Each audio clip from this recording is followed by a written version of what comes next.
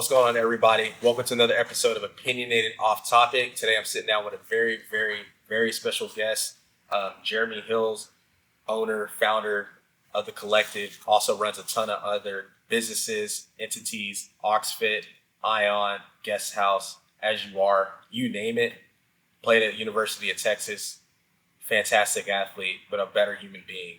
We sit down and learn a lot about him, what it takes to be a successful entrepreneur, business owner, especially in this space as a minority. What's going on, everybody? Welcome to another episode of Opinionated Off Topic. I'm with a very special guest, Jay Hills. This is someone that I look up to, I admire, I strive to be like. I remember joining the Kollective around 3 years ago when it first opened up, just for the opportunity to not only expand my network and meet more like-minded people, but also just kind of learn, experience things, learn how to build a business, things of that nature. If you guys don't know who I am, started Opinionated Media, and striving to do media and all that stuff in media. We sat down and I kind of gave you the rundown about everything we do. But Jeremy or Jay, he does a lot of things. Started the Kollective, played football at Texas, was a standout running back there, trained a ton of NFL athletes, all kinds of guys, and then, as he says in his bio, helps build brands. He's doing a lot of stuff now with Kane footwear, Oxefit, Guest House, you name it. So, and I'm sure other things. And then also started Third and Longhorn, another media outlet. That's been fun. So excited to get to sit down and talk with him. So if you'd like, we'll allow you to introduce yourself and just who you are today. Yeah. No, man. Let me correct you. It's Oxfit. Oxefit. Okay, my bad. Brad will, man, the founder there, he'll grind the gear. No, it's been fun. I think overall, I'm fortunate to exist in this free space of exploring. Just simply figuring out things that I enjoy working on, that are in industries, markets, and verticals that I'm curious or interested in, and then figuring out a way to compete. At the end of the day, I'm just a competitor. I love to compete. I'm a competitor, and I've been blessed to find some success competing in things that interest me. Mm-hmm. So ultimately, that's the basis of what I do. Because people always ask, they're like, man, what made you do this versus this? And I'm like, well, yeah, I like that.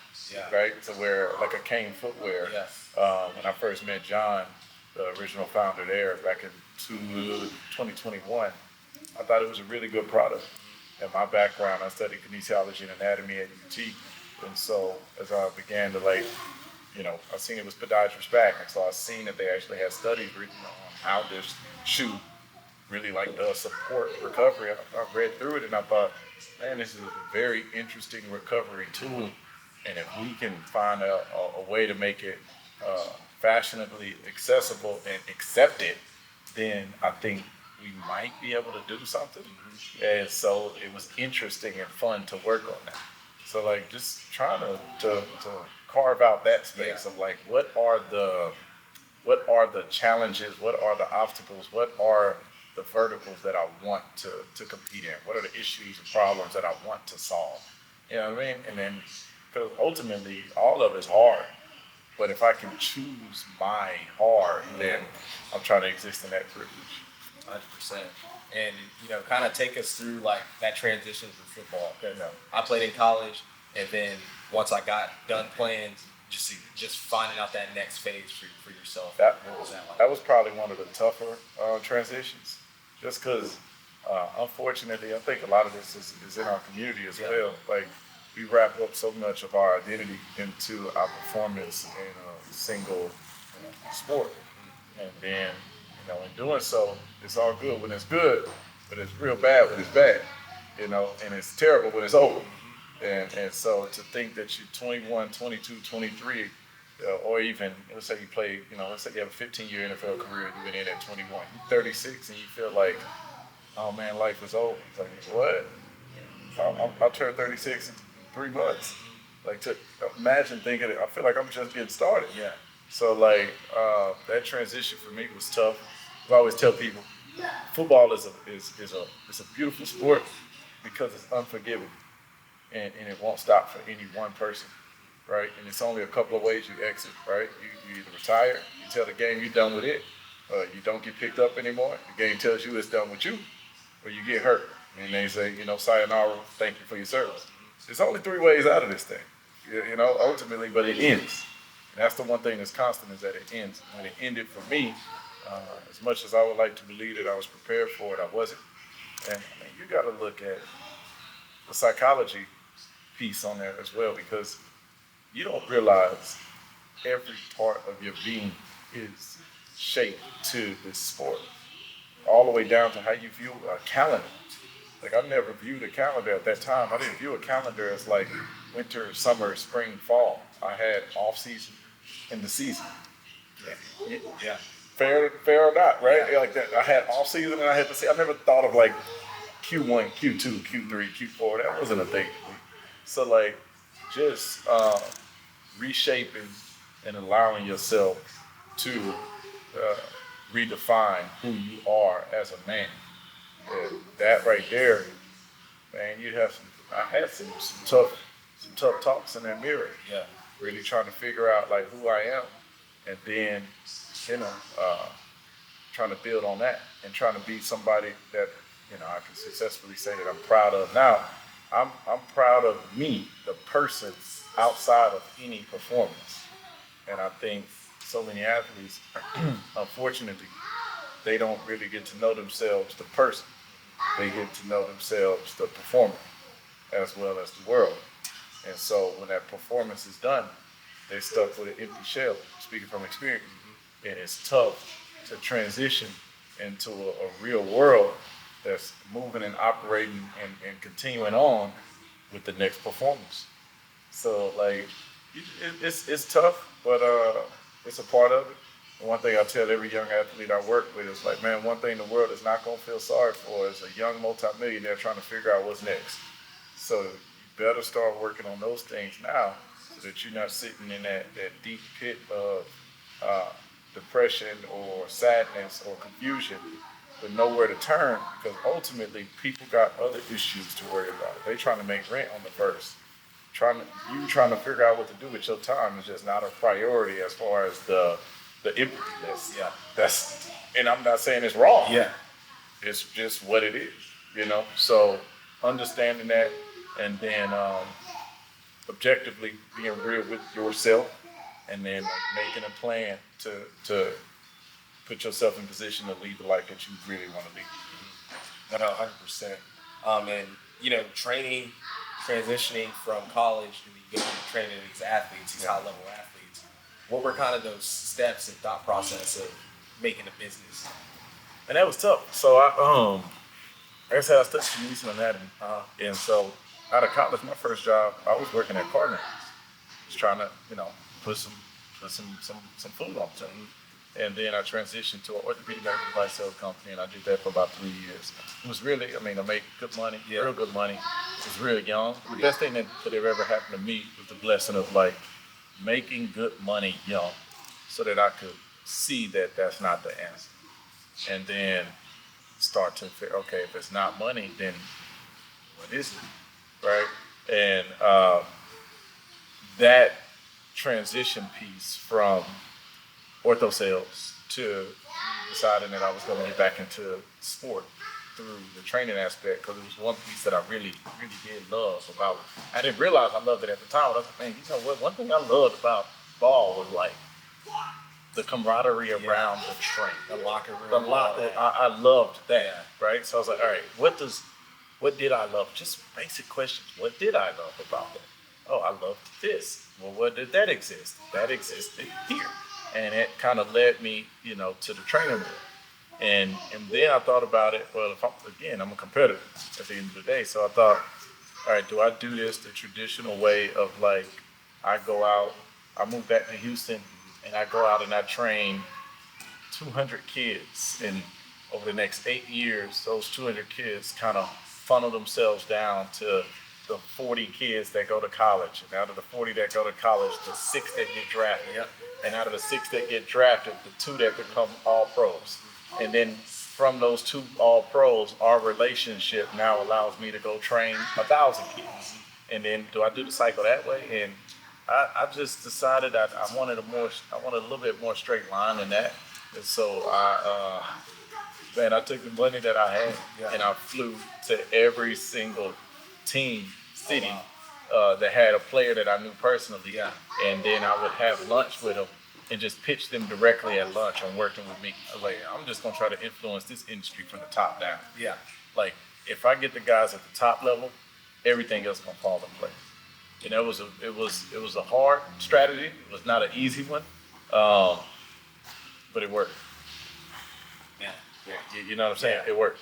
And you go from year one to having two guys turning 4 turning 8 turning 16, and we looked up, and it was 8-9 years in the industry, same city, and 150 guys.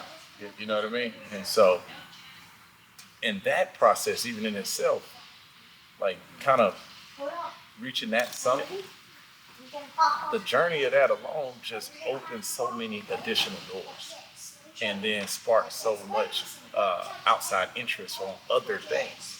And I think that was the most beautiful part about it is that like my growth through that journey wasn't just becoming better at my job, it was actually making me grow in other areas.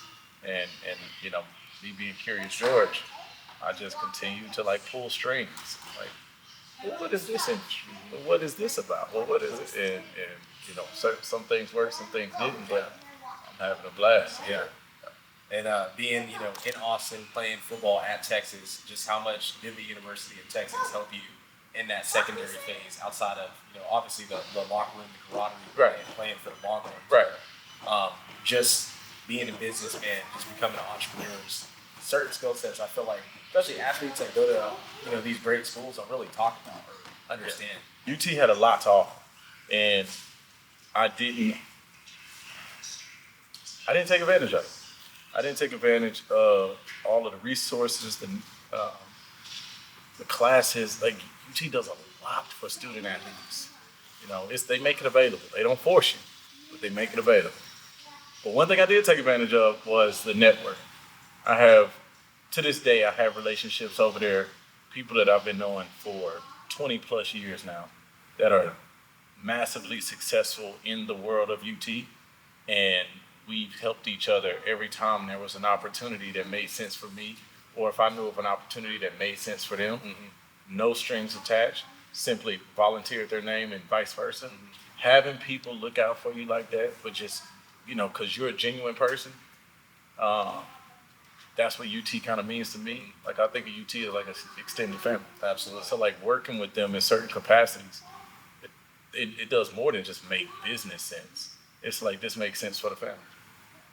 Absolutely. And then going into third and Longhorn, something I wanted to talk on. One, for me, just loving football, especially now in today's age with NIL and content for athletes and athletes being more open to interviews, media, being more media trained, even at like a high school level, and things like that. I think what you guys are doing in that space not only brings the fan more of an inside perspective on who that player is outside of when they put that helmet on, but also just shedding light on these different people, these different stories. So kind of talk to me about what made you want to start. Man, I'll be honest. I'll be super transparent with you. I wasn't enthused to do it. It was all Nick Schule's idea. It was 100% Nick Schule's idea. And Schule's a friend, so I was like, I get it finished up. But I personally believe that we need to start taking microphones away. I think there's too many microphones out here. I'm thinking that, like, man, we need there to be some type of qualifying factor before people get out here just spewing nonsense just in front of camera. Yeah, right? So I was like, I don't know if I want to contribute to the podcast space. That's what I was just thinking, right? But Nick had a vision for it. He had a way that he wanted to do it. That's exactly what you just said, of like, how do we give a platform to the humans that make the machines work, right? The machine being these organizations, and, us talking with UT Third and Longhorns, like, that's a machine, bro. But there are real humans behind that thing that make it work, from head strength coaches to sports science directors to head of nutrition to player services to obviously the coaches and the players. But like, there's so many behind the scenes. Like you think of the Texas One Fund, you think of the Texas Extras. Like there's there are organizations and there are a multitude of people that care deeply about that institution that are putting everything into their role, and nobody even knows that they exist outside of close friends and family.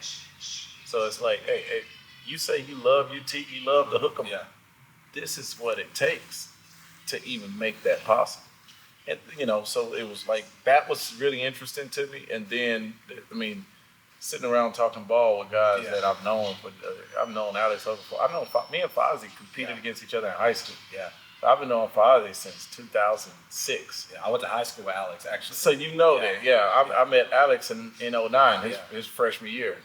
So being in that kind of environment and being around guys that I know have a very high intelligence when it comes to football, and they can articulate it in a way that makes it understandable and digestible to the common ear. It made it fun. Yeah. It made it fun. And then all the other things I do, like I said earlier, like I got a chance to like compete these different verticals. This one doesn't even feel like I'm competing. It genuinely feels like I'm like sitting in the barbershop having a conversation with the homies. On the phone, driving, like just exactly, right? Talking about the game. And then the interviews with the players, I'm happy to be a part of a platform that allows these guys to be their own microphone. Say it in your words.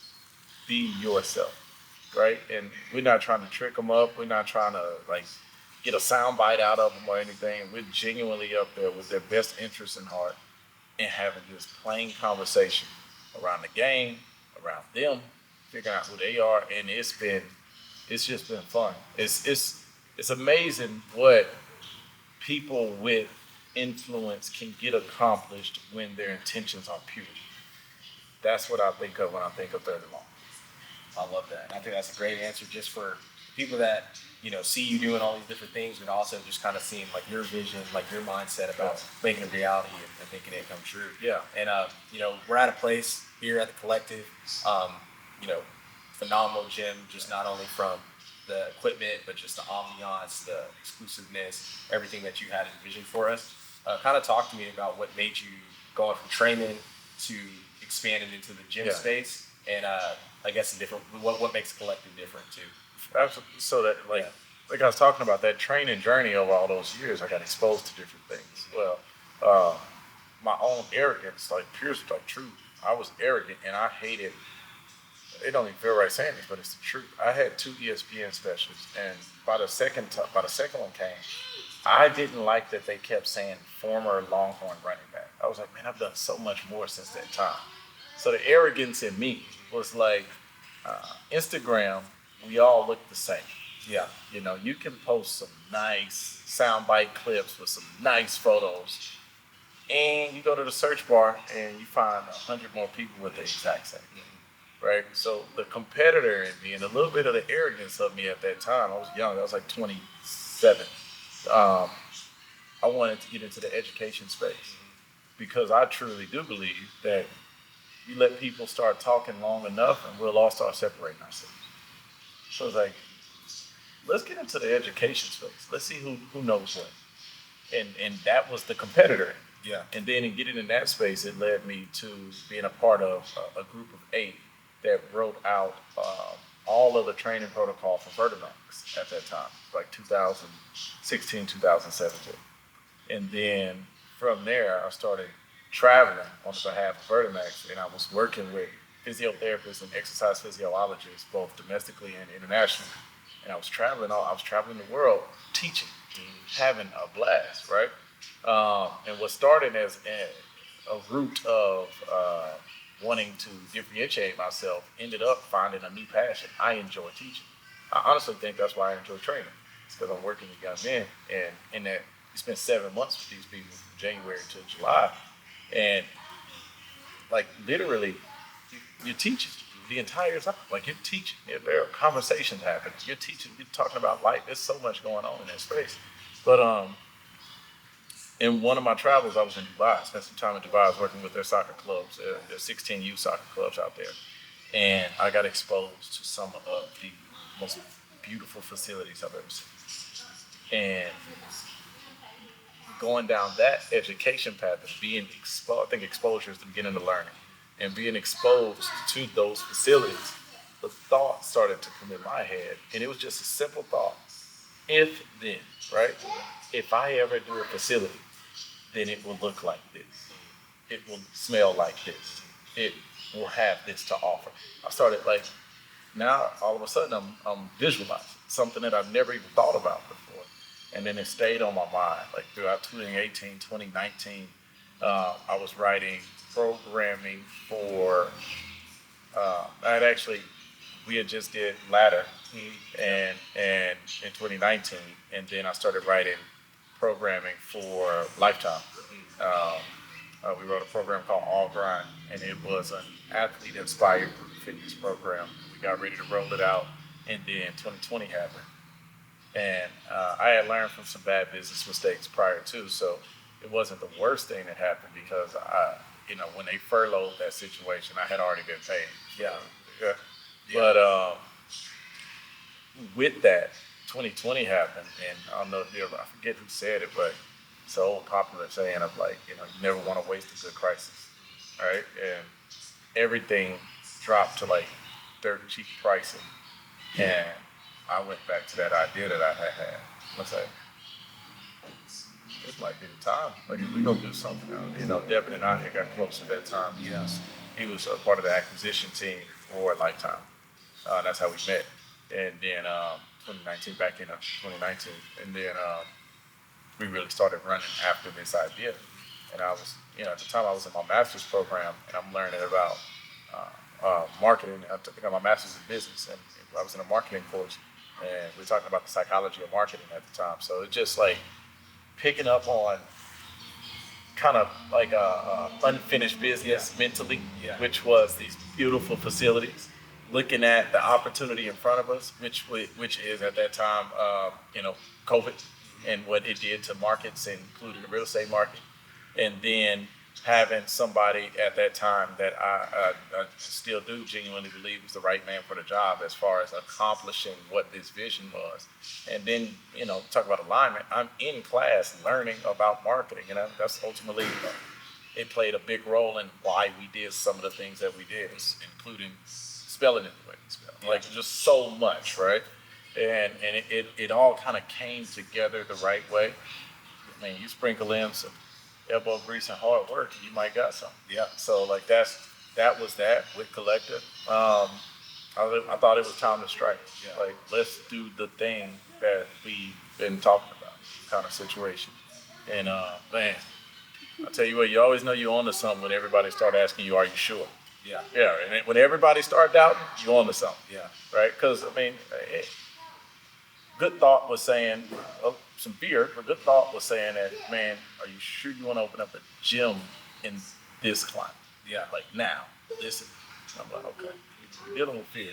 I understand it. It makes sense, but I'm positive. Yeah. I got to place a bet somewhere, and my bet is really simple. People are going to want to return. When they do, because of what's attacking us, they're going to put a high value on health and wellness. And they will find a space to offer at a higher level than what they've been doing in these different offerings. That will happen. That was my bet. That was the bet. That will happen. And it happened. You know what I mean? When people return, all of a sudden, think, man, what was COVID? It was something that money couldn't save you from. Yeah. Now, you know what I mean? You had an underlying health issue, you were at risk regardless of what your bank account said. You see what I'm saying? And that alone scared a lot of people, and it created behavioral change. It was a pendulum shift immediately. Okay, so then if the tides are turning, what direction are they turning in? They're turning. I can't even, it's wild now. I genuinely believe in 2025, health and wellness is almost a part of pop culture. Man, Like, you know what I'm saying? Yeah. Like, the world has shifted its attention to this field. You can't waste that. No. You can't waste that moment.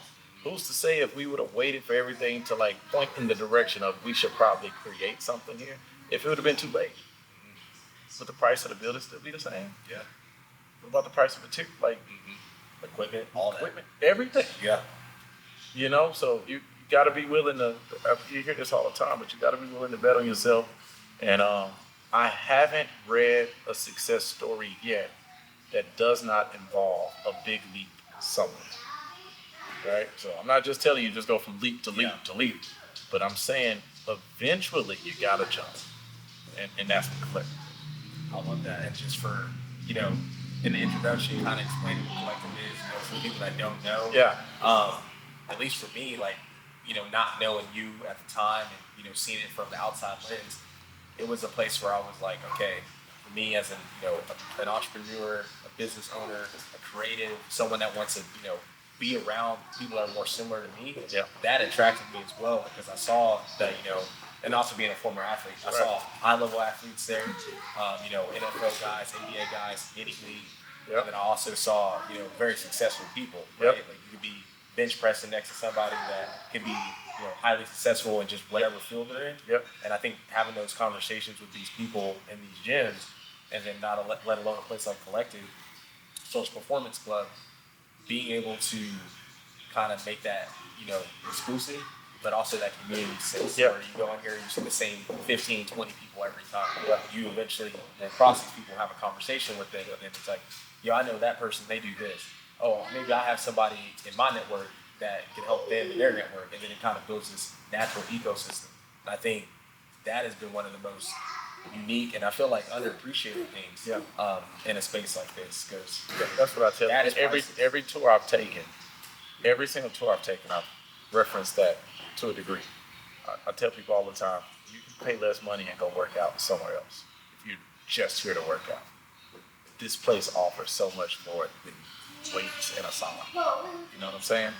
And you gotta understand, like, the true Collective experience is kind of what you just explained. I think when we design Collective and we getting out the avatar of who we're trying to attract, it was that spirit. And that spirit finds itself in different verticals, whether it's an athlete, an entrepreneur, a successful business person, a business person that's on there, that's taking that leap for the first time. Now, I can't even tell you the amount of people that I've met at Collective, either building, that were quitting their corporate job.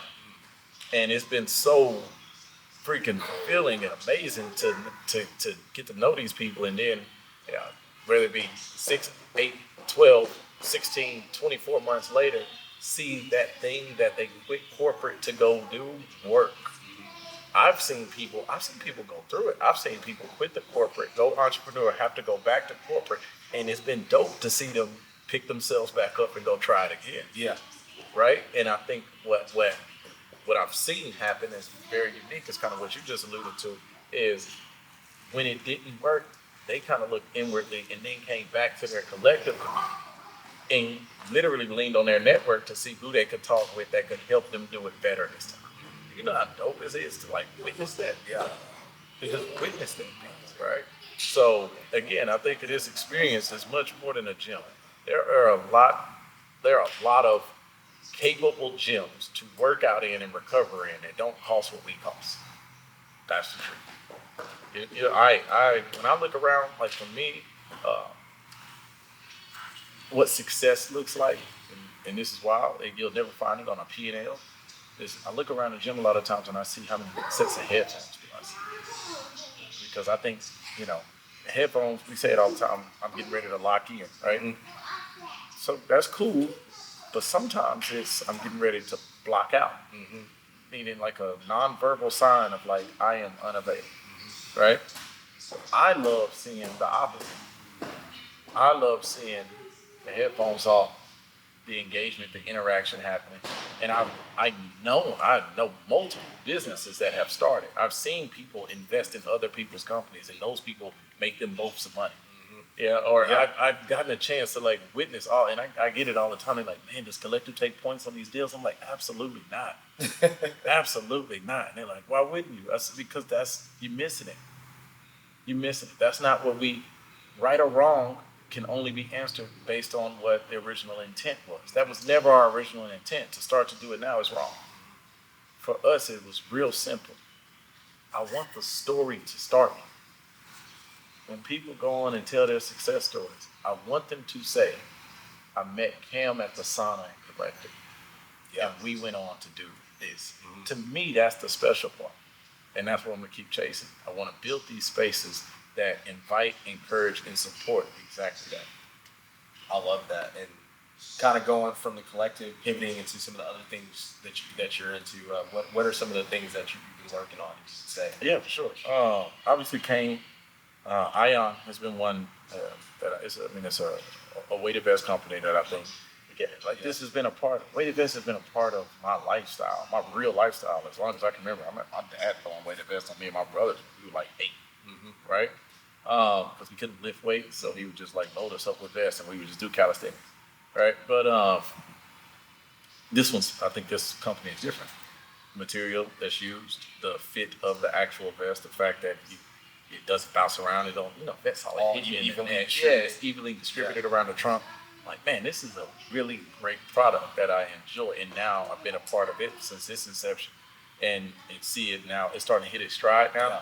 I just seen Devo Samuel the other day posted. And when you start to see the product make its way in verticals that you didn't touch at all, then it's now making its way on that outer layer. Like your inner layer is like friends and family. They're gonna support you no matter what. Those are probably your first sales, no matter what you're doing. Yeah. And then as those people start talking to their friends and family, it makes it to a layer. But there's this another layer that exists of people you've never met in person. They don't know you, you don't know them, and they're engaging with the product because they simply find the value. Yep. When I see product make it to that layer is when I'm like,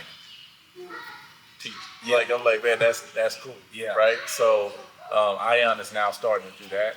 Greg Yates is the original founder of that, or originally out of Ohio, lives in Nashville now. I'm actually gonna see him next week. The idea was beautiful and it made so much sense. And so like him going all in on it is something I've been very excited to support. In the hospitality space, wanted to try my hand at that. We did guest house. Raj and Johan were the original founders there. And I'll tell you what, if you count on me to create a dope restaurant concept, we're probably gonna be out of business next week. But what I can help do is what I've been helping do, and that's curate experiences that make sense in the right place, and they've created the right place. So we've been able to do Guest House Austin, Etta in North Scottsdale, Arizona, Guest House Vegas, and we're going to continue to expand that. Obviously working on Collective Nashville, I don't think that's a secret at all. Yeah. So super excited about that. Construction is starting, so that's going to be fun. That's going to be a lot of fun. I tell people all the time, I'm not going to sit over here and pat my back like we won the championship already, but 2-0 in 2 home games. We ain't even went on the road yet. Yeah. I don't know what kind of team we got. Yeah. We'll figure out what kind of roster we got when we go on the road. Yeah. So going to Nashville, a little less support, a little less of a network, a little less known. Yeah. You get a chance to see how good our product. And I'm very excited about it. Very, very, very excited about that. Those and then Oxefit, obviously, like we just opened up a Dubai office.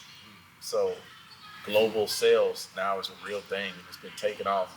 And that one, believe it or not, I started working on Oxefit before Collective. And Rab invited me in on that one, a mutual friend, back in the back end of 2019. And so to see where that's come in just 5 short years. Yeah. I mean, we just took on an investment from Tiger Woods. Wow. Right? And then, like, to see that level of athlete getting involved because they see the value, man, it's been crazy to see. And to be honest, Rab Shanablip is probably one of the smartest humans I've ever met. To be able to be next to him and just learn so much over these last 5 years has been phenomenal for me. It's helped me be a better leader here. Just learning from him, right? But those are the ones that I've kind of like really in on right now, and then obviously Reserve, as you are. Those are more small local businesses that are fun. But Reserve is a really good experience. I haven't heard a person not enjoy themselves yet. You know what I mean? And what Jake's done with As You Are is freaking beautiful.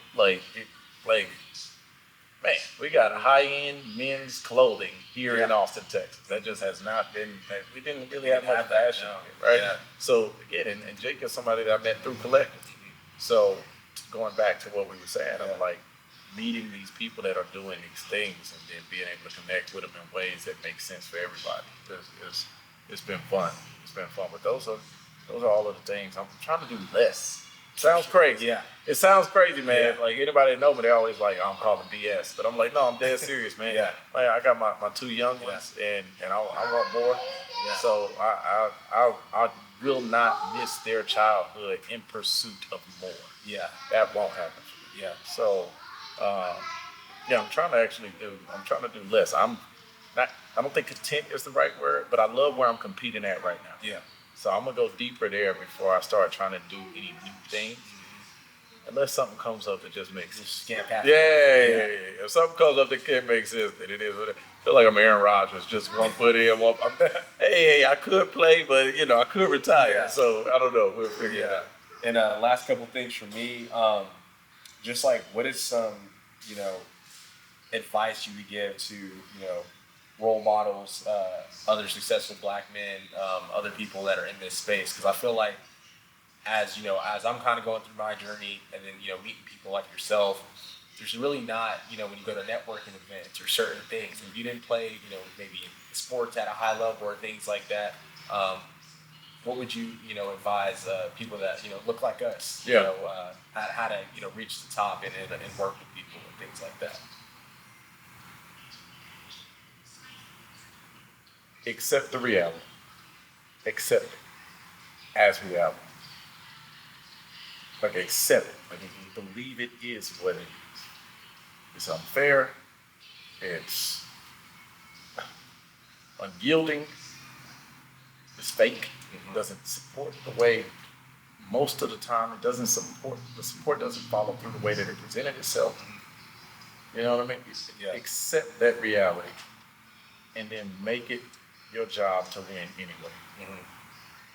You know what I'm saying? Like, understand that your competitors sometimes, when it was their at-bat, bases were already loaded with no outs and they were up 3. And then when it's your at-bat, it's literally nobody on base, you got 2 outs and you're down 3. You are behind the 8 ball a lot of times, and that's not your fault. Staying there is your fault.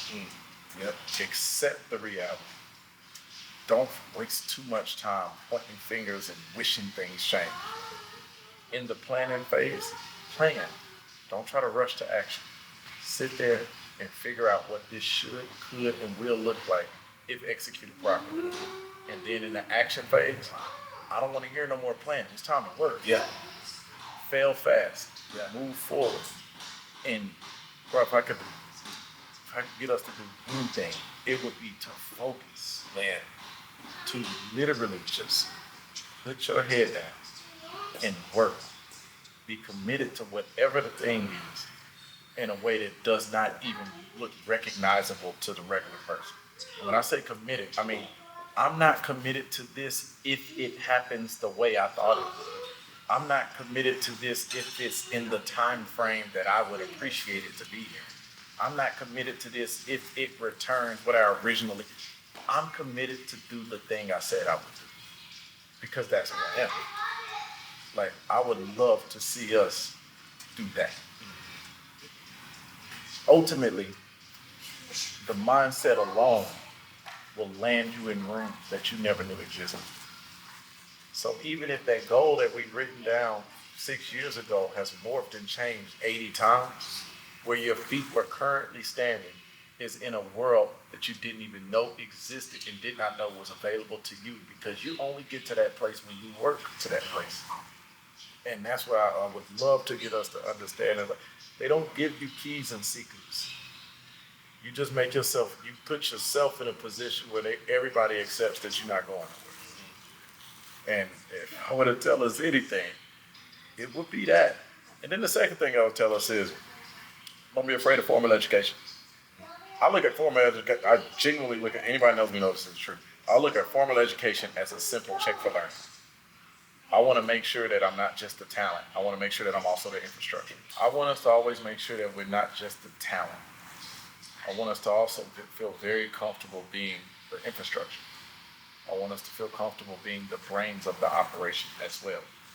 And the only way you can do that is if there's an objective measurement that qualifies what you think you know. Most of the time, that lies in experience and formal education. It's hard to get experience without the opportunity. It's hard to get the opportunity without the resume. It's hard to have a resume without the education. We skip so many steps a lot of times because we're so talented. And we try to talent our way through things. No. Be apples to apples as far as anything any competitor has to offer, and then allow your talent to take you to a level that they'll never be able to reach. That's the competitive advantage. It's not skipping the steps because I have talent. It's I did everything you did, and you can't do anything I do. That's the competitive advantage. So I would love for us to respect the process. It's not about get rich quick. It's not even about get rich. It's about you leaving your mark. And whenever you're done, that mark, if done properly, it probably puts you in a better position you was in. And more importantly, it probably inspire others to do more as well. Like, to me, that's what it's about. Like, imagine if you had all the money in the world tomorrow. How boring would that be?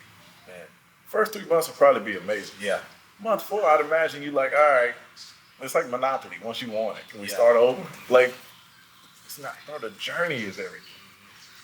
It's the journey. Like, and then if you do the journey the right way, at the end, you have more than you ever thought you would ever have. And you're not a crash out because your character has been developed as well.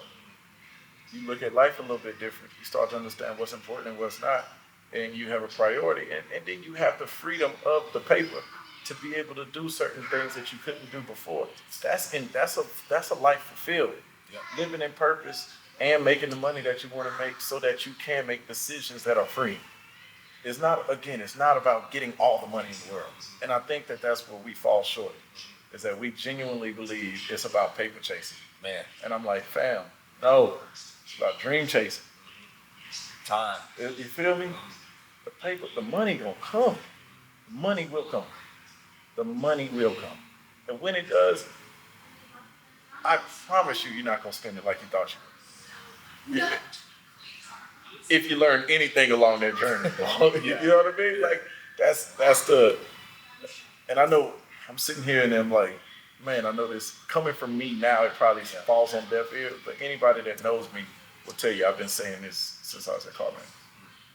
I've been saying this since I was at CarMax. I'm just now able to say, hey, I told y'all. Like I showed you and I told you. And I hope now you're doing the same thing. Because I had real examples. I had David Mugetta. You know, I had real examples in my life of guys. David was a son of immigrant parents that came to America with absolutely nothing. One worked at a convenience store, the other was an elementary school teacher. Fast forward, talk about somebody respecting the process. David has negotiated $3 billion worth of contracts in the last 15 years. Forbes said he's the most powerful person in sport. And he drove a Chrysler 300 until it literally broke down. It broke. It was a hazard. It was not safe. It would fall. It would fall dead at the light and start rolling backwards. I would be in it like, hey, bro, it might be time for a new car. Yeah. But it ain't. And now he bought a Porsche, he bought a G-Wagon, he bought an Escalade. But it's not about the money though. Like, you know what I mean? Yeah. And if it's any message that I can specifically drive home to my people, it would be that. Find your purpose. Find your passion. It'll come with the paper. Man. That's what I would say. Yeah. I think that was well said. And, I really just appreciate not only getting to know you more as a person, as an individual, as everything that you're building and accomplishing, but also just learning for myself. Like I said earlier in the introduction, this one meant a lot to me. Just from being patient to, showing you that I have value to offer by the stuff that we do. Not asking for a handout, working hard. I think a lot of those things can get skewed, especially in spaces where it's like people meet you, they want to get to know you, they want to learn things of that nature. But it's a lot of how can you help me get to this top? And there's nothing wrong with that. I think there's grace in helping people out and giving them opportunities. But just want to thank you again just for taking time out of your busy weekend. I know you got your kids and stuff running around, and it just means a lot. Absolutely. I'll tell you, the reason we're sitting here right now is because I recognize those things, didn't you? And it didn't. I mean, I don't know if you'd like to share with anybody. It didn't happen overnight. Yeah. You kept pressing, you kept staying on it. And it's a delicate thing. It's like when to push, 100%. When to push, when to pull, when to stay still. Is this the time? Is this not the time? And one thing you just said that I hope you continue to do, not for me, I'm just saying in life, you just continue to add value. Yeah, so you personally added so much value that I started to think, how can I add value for this? And if I'm telling you, you do that well, people will think that exact same. They would think that exact same. I still do that today. Yeah. You heard the same thing. I'm sitting at the table, not bringing nothing to it. Man. That's how I approach every interaction. There's no business deal I've ever done where I've walked in and tried to rank them for everything. Yeah. Because I literally think to myself, I got to work with these people afterwards. So I want to leave every single deal, and I want that person to feel like they got the most out of it. I'm good with it like that. Yeah. So man, I commend you on your work ethic. I commend you on your consistency. I'll be willing to do this again. I'll be willing to help out anywhere I can. You just let me know. Absolutely. Yeah. And any way we can help you out, likewise, especially with all the stuff you're working on and things like that. I'd love to be a part of that and continue to build. So, Thank you, brother. Thank you. Appreciate it. Absolutely, bro. Yes, sir. I have one question actually for you. What's up? You had mentioned your dad, and if you want to sit down real quick, okay. I think this would be cool to look back on. You had mentioned your dad putting the weight vest on you. Yeah. When it's all said and done, what is the number one thing you remember your dad for? And having little ones and wanting more, what is the one thing you want your little ones to remember what you were for? I'm going to flip that question slightly. I grew up in a single parent household. Okay. So I'm going to say the one thing I remember my mother for. Okay. We'll talk right here. The one distinguishing factor that Mary Lemons has today, my mother turned 70 in June. You would not know it. You've seen her around. You would not know it. She's relentless in everything. She's relentless in her love. She's relentless in her determination. My mother's in grad school right now, 70, getting her master's in business because I got mine. That's the person she is, right? And everything she does is with all of her effort. And what I've taken from her through example, not even through her words, but through example, is that there's no excuse that's good enough. Get things done. It is a black and white world in the sense of you did or you didn't. Both come with, stuff. I did, and these are the things I overcame, or I didn't, and here's why I couldn't. Both come with stuff, but at the end of the day, you did or you didn't. And her relentless nature that she just lived, like the vigor, the way that she lives life is something that I've tried to emulate as well as pass down to mine. All right. That is by far the thing. Like, she loves hard, she works hard, it's all it's all organic with real passion and real purpose. And again, she's emulated that through her life. And I'm trying my best to do the same thing with my daughter. That's awesome. It's all truth, bro. Mom works out 5 days a week. 2 days here, 3 days at the YMCA. She's retired and decided to go back to school because her brain can't. She's like, I need this. Absolutely. Yeah, let's get it. Yeah. So I'm gonna actually have that. 3, 2, 1. This one. 3, 2, 1. Sweet. Absolutely, yeah. Thank you, bro. That's a dope question. Thank you, sir. Yeah, that's a dope question.